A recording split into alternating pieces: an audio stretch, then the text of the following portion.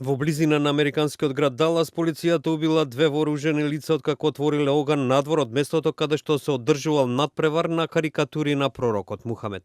Властите на Гарланд соопштија дека двете лица од автомобил почнале да стрелаат врз припадник на службата за безбедност кој бил ранет во ногата, пошто полицијата која асистирала во осигурувањето на настанот возвратила на огнот. Полицијата не прецизира дали вооружените лица биле поврзани со критичарите на настанот кој беше оценет како антиисламски. Полицијата извршила и преглед дали имало експлозив во нивниот автомобил. Надпреварот за најдобра карикатура на пророкот Мухамед бил организиран од председателката на иницијативата за одбрана на американските слободи Памела Гелер.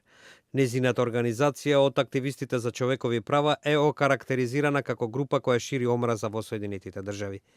Надпреварот во Гарланд бил насловен како изложба за Мухамед. До инцидентот дошло при крајот на настанот. Повеќето од посетителите и учесниците се уште биле внатре и воопшто не знаеле што се случува се додека полицијата не ги предупредила да напуштат зградата од споредните излези. Западното прикажување на пророкот Мухамед честопати предизвикува бес кај муслиманите и провоцира закани од страна на радикалите. Во јануари годинава во Париз вооружени исламисти, како реакција на карикатурата на Мухамед, ја нападнаа редакцијата на францускиот сатиричен магазин Шарли Ебдо, при што убија 12 луѓе.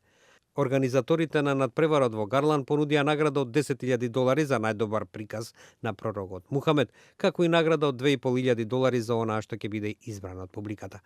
Гелер е позната по незиниот став против исламот. Таа во 2010 година го предводеше маршот против предложениот исламски центар во близина на местото каде што беше уништен светскиот трговски центар по терористичките напади на 11 септември 2001 година. Како одговор на пукањето во Гарланд, незината организација реагираше на Facebook. Ова е војна за слободен говор, што ќе преземеме сега, дали ќе им се предадеме на овие чудовишта. Како гостина над преварот бил и холандскиот политичар Герт Вилдерс, кој како поборник против исламот е на списокот на джихадистите за убивање.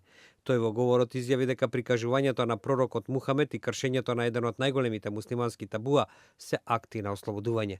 Нашата порака е едноставна. Нема никогаш да дозволиме варварството и исламот да ни ја одземат нашата слобода, го цитира новинската агенција Reuters холандскиот политичар Герт Вилдерс.